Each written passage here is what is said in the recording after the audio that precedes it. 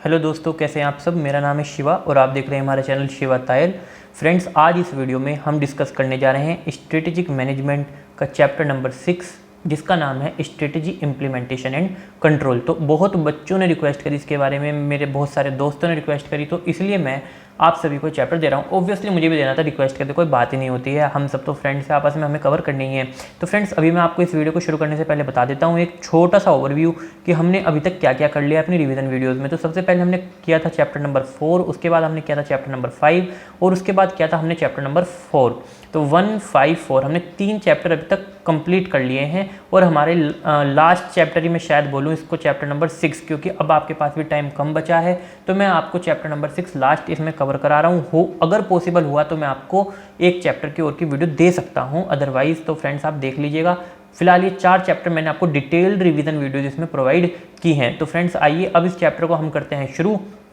तो अब इसमें हम क्या पढ़ने जा रहे हैं इसमें हम पढ़ेंगे चैप्टर नंबर 6 की सबसे पहली हेडिंग, जिसका मतलब क्या है, स्ट्रेटेजी इंप्लीमेंटेशन। तो स्ट्रेटेजी इंप्लीमेंटेशन में अगर आ जाता है व्हाट इज स्ट्रेटेजी इंप्लीमेंटेशन, तो पेपर में आपको क्या लिखना है, इसमें लिखेंगे आप it means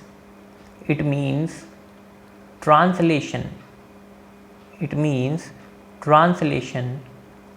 of strategic thought into action. देखो फ्रेंड्स, कीवर्ड्स पकड़ना, आप पे भी इतना टाइम नहीं है कि अब आप पूरा याद करो। कीवर्ड्स पकड़ो और बिल्कुल पेपर में लिख के आओ, बिल्कुल अच्छे नंबर मिलेंगे। तो हम क्या कहते हैं, it means translation of strategic thought into action.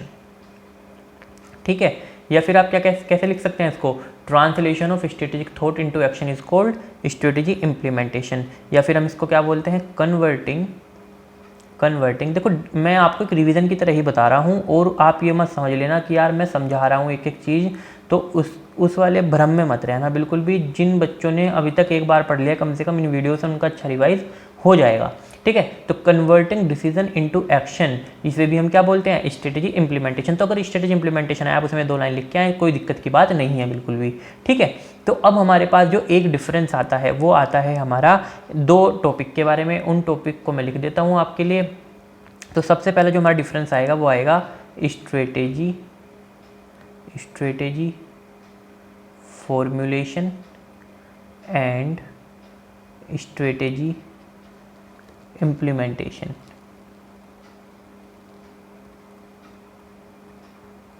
ठीक है दोस्तों, तो इन दोनों के बीच में हमारे पास आने वाला है डिफरेंस। तो आप इनको बिल्कुल अच्छे से कर लेंगे प्रिपेयर। ठीक है, तो सबसे पहला डिफरेंस जो आता है वो आता है इट मीन्स, मैं पेन चेंज कर लेता हूँ एक बार। It means positioning forces, it means positioning forces before the action. और यहाँ पे क्या लिखेंगे, it means managing forces during the action, managing forces during the action. पहला डिफरेंस तो हो गया ये।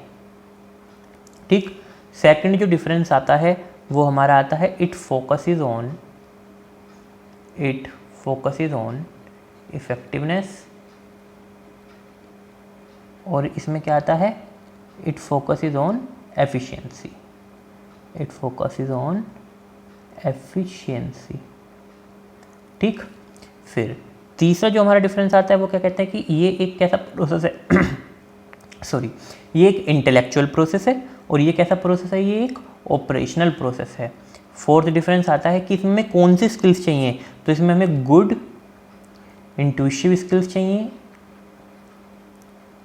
एंड एनालिटिकल स्किल्स चाहिए, और इसमें हमें कैसे चाहिए, मोटिवेशनल एंड लीडरशिप स्किल्स। इसमें हमें कैसे चाहिए, मोटिवेशनल एंड लीडरशिप स्किल। तो इसमें गुड, इंट्यूटिव एंड हमें कैसे स्किल्स चाहिए, एनालिटिकल, और इसमें मोटिवेशनल एंड लीडरशिप। तो अगला जो हमारा पॉइंट है वो है कि इसमें हमें क्या चाहिए, it requires coordination among individuals,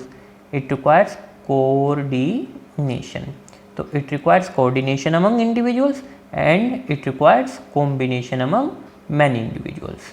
तो ये छोटा सा डिफरेंस है, देखो आपको फटाफट समझ भी आ गया होगा। मैंने ना थोड़ा टेढ़ा लिख दिया ठीक है, बट कोई बात नहीं, आपको समझ तो आ ही रहा है ना, मेन चीज़ तो जो है वही होनी चाहिए। तो आपको समझ आ गया ये। तो फ्रेंड्स ये इसमें लिखना है आपको, एक लाइन और लिखवाता हूँ अभी। चलिए नेक्स्ट पेज पे चलते हैं। इसमें आपको क्या लिखना है, इसमें आप लिखेंगे द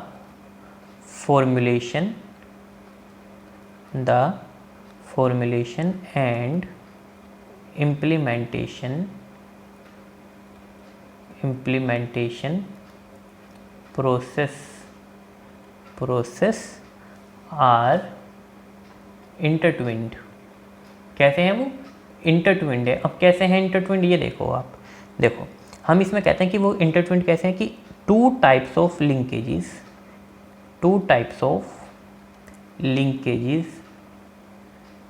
एग्जिस्ट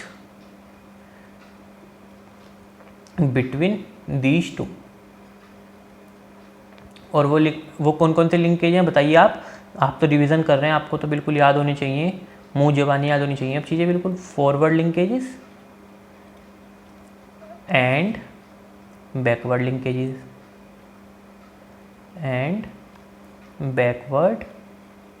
लिंकेजेस, ठीक है। तो forward linkages is what, it deals with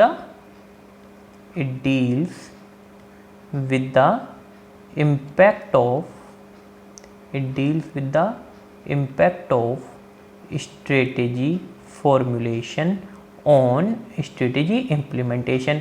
और यहाँ पे क्या लिख देंगे, it deals with the impact of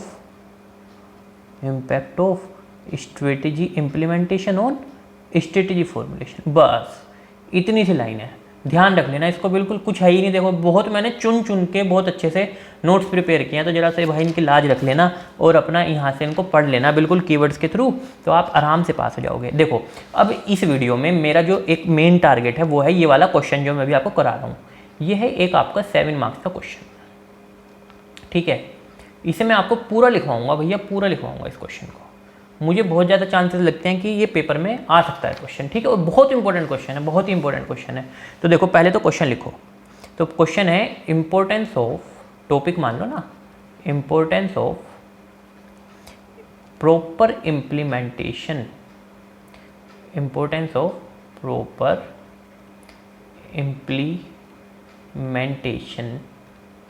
of strategy in strategic management. Importance क्या है प्रॉपर इम्प्लीमेंट करने की स्ट्रेटेजी को स्ट्रेटेजिक मैनेजमेंट में, ना खुद ही पता लग रहा है कि वैसे भी इंपॉर्टेंट है, पेपर पॉइंट ऑफ व्यू से तो है ही, अपने आप को भी समझ में आना चाहिए। तो इसमें हमें लिखना है। तो सबसे पहले जो हम इसमें लिखेंगे वो क्या लिखेंगे, हम लिखेंगे कि स्ट्रेटेजिक इम्प्लीमेंटेशन इज, हमने क्या लिखा, strategic implementation is the managerial, देखो बिल्कुल एक एक कीवर्ड लिखवा रहा हूँ भैया, इसकी इज्जत रख लेना प्लीज़ और अच्छे से याद कर लेना। Is the managerial exercise of putting a freshly chosen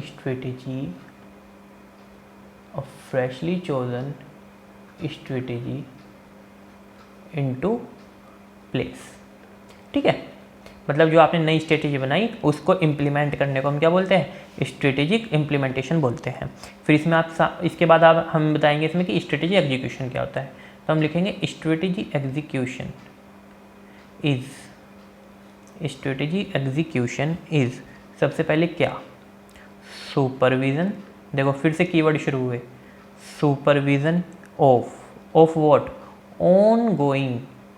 ongoing परसुअल of strategy, जो स्ट्रेटेजी चल रही है उसे सुपरवाइज करने को हम क्या बोलते हैं, स्ट्रेटेजिक एग्जीक्यूशन बोलते हैं, ठीक है। Strategic execution is supervision of ongoing परसुअल of strategy making it work. हम चाहते हैं कि ये ही स्ट्रेटेजी क्या करे, काम करे।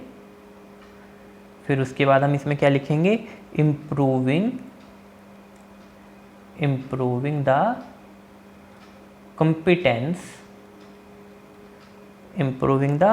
competence with which it is executed। जिस तरीके से ये एग्जीक्यूट करी उसके कॉम्पिटेंस को हम क्या करते हैं, बढ़ाना चाहते हैं ताकि स्ट्रेटेजी अच्छे से एग्जीक्यूट हो। एंड शोइंग, एंड वही लिखना है, मैंने यहाँ लिख के बता रहा हूँ आपको, and showing measurable progress, and showing measurable progress, एक second, and showing measurable progress in achieving, हाथ में ना दर्द हो जाता है लिखते लिखते, इन अचीविंग, क्योंकि इससे पहले भी एक वीडियो मैंने आपके लिए बनाई है अभी, तो उसी के बाद ये वीडियो शूट कर रहा हूँ। तो हम इसमें कहते हैं and showing measurable progress in achieving the targeted results. ठीक है दोस्तों, तो इसका आप बिल्कुल ध्यान रखें। तो ये था स्ट्रेटेजी एग्जीक्यूशन में, अभी हमें लिखना है। तो सबसे पहले हमने बताया कि स्ट्रेटेजी इंप्लीमेंटेशन की छोटी सी हमने डेफिनेशन दी थी, it is the managerial exercise of putting a freshly chosen strategy into place. फिर हमने क्या बताया कि स्ट्रेटेजी एग्जीक्यूशन क्या है, सुपरवाइज करना। उसके बाद हम क्या कहते हैं कि इसे चलाना और कॉम्पिटेंस को बढ़ाना, जिस तरीके से हम इसको एग्जीक्यूट कर रहे हैं, और उसमें मेजरेबल प्रोग्रेस दिखाना कि हमने रिजल्ट्स ला के आपको दिखाए हैं। ठीक है, उसके बाद इसी में ही हम कंटिन्यू कर रहे हैं। मैं अभी आपको नेक्स्ट पेज पे लेके चल रहा हूँ। अब इसमें हम लिखेंगे strategic implementation is concern with, देखो अगर वो क्वेश्चन आ गया जो मैंने अभी आपको हेडिंग लिखवाई थी ना, तो उसमें सारा लिखना है। इट इज़ कंसर्न विद, सबसे पहले वो जो मैंने सबसे फर्स्ट पेज पे आपको लिखवाई थी, translating decision into action and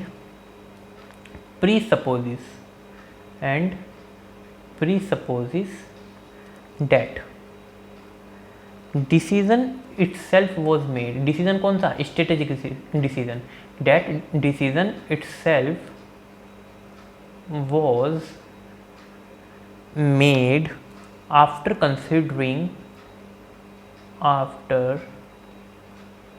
considering its feasibility and acceptability,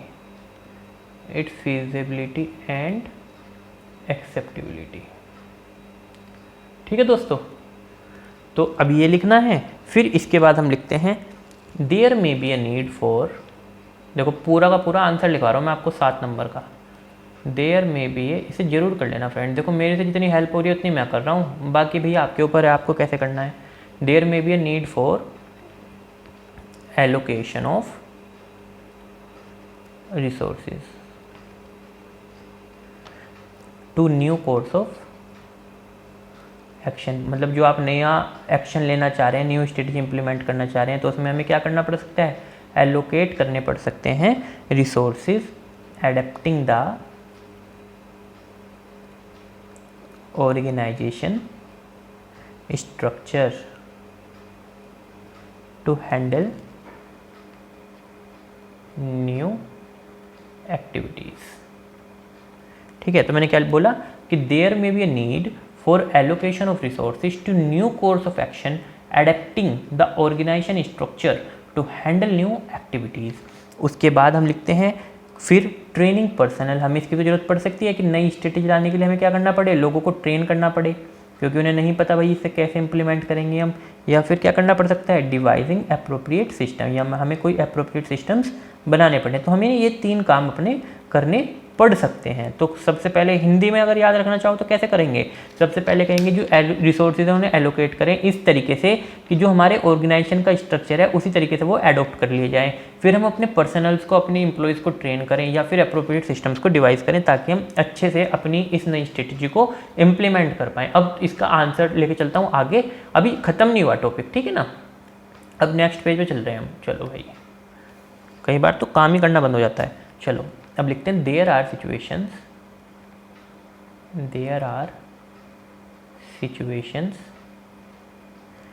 when an organization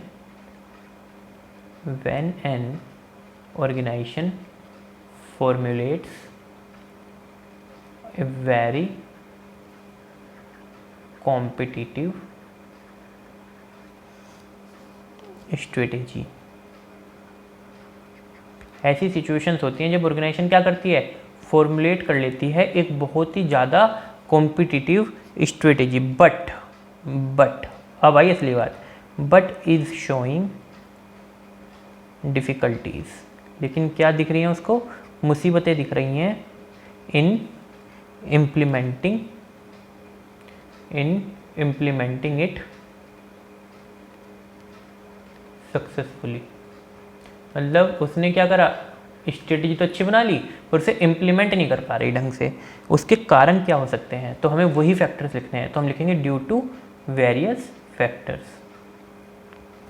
due to various factors such as. तो पहला फैक्टर जो आता है वो क्या आता है, लैक ऑफ एक्सपीरियंस। भाई एक्सपीरियंस ही नहीं है उस चीज़ को लेके, तो बताओ कैसे काम होगा, नहीं हो सकता ना। जिस चीज़ का एक्सपीरियंस नहीं होगा उसे आप ढंग से इम्प्लीमेंट कैसे कर पाओगे।